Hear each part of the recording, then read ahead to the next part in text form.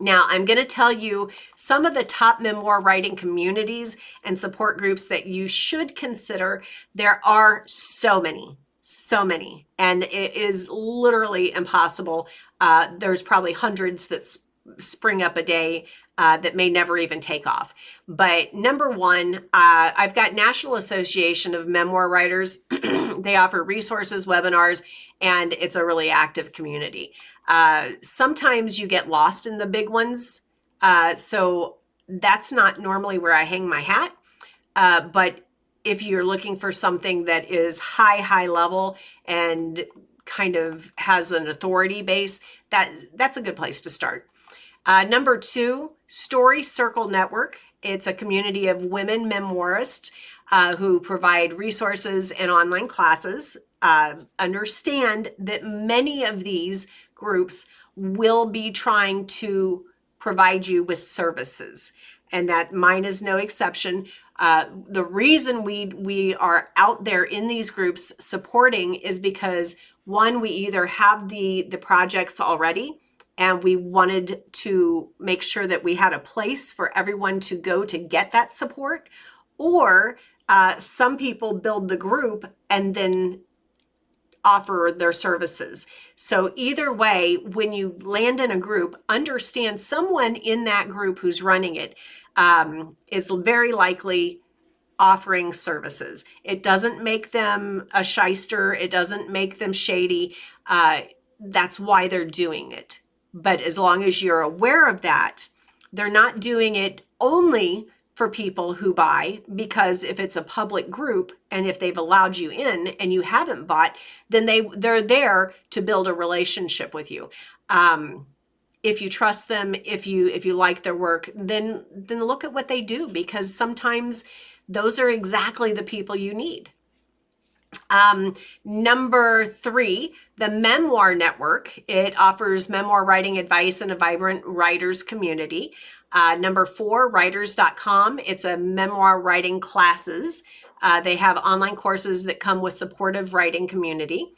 Number five, and this one's kind of funny, meetup.com. I don't know, years ago, maybe when it was newer, I had my own meetup groups, and they're still out there, and COVID kind of slowed that down. But the meetup groups that you may find in your area a really great, either a book club or a writing club, anything like that. I don't know what's in your area, but give it a check and see.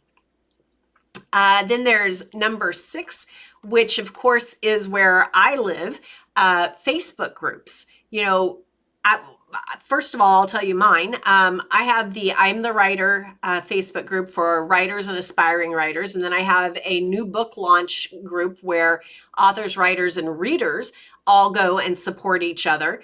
And basically in Facebook groups, and that's kind of what I was saying before, we create a space for you to come in for free. And if you like what we have as far as help or our projects or our programs, then we invite you to work with us. It doesn't mean that you're not welcome there if you're not a customer. I don't know of anyone who has a group like this who's ever kicked someone out just because they didn't buy anything. So you could literally be in, 100 groups for free and just taking the nuggets that you find in each one. A lot of people do that, and there's nothing wrong with that. I would caution that that's a lot of time if you're doing that many groups and trying to find the nuggets. Your time is valuable too. So be careful about being so frugal that you give away all your time to save, this much money. It depends. Where are you in your life? If you can afford to hire somebody to help you with something, or to buy I remember one project that is such a time saver. And if you can swing that for you or as a gift for someone, then that makes sense to just pay it and use all of the value that it comes with.